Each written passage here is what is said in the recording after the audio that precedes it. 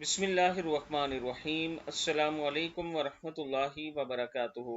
عابد راجہ channel کی طرف سے آج میں اپنے چاہنے والوں کے لیے ایک بہت ہی خاص عمل لایا ہوں۔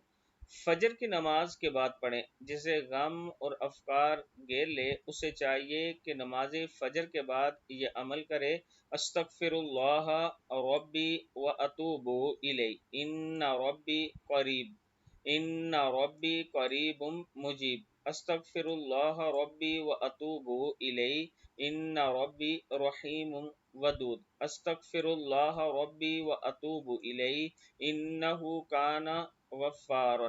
اللہم اغفر لی انک ارحم الراحمین۔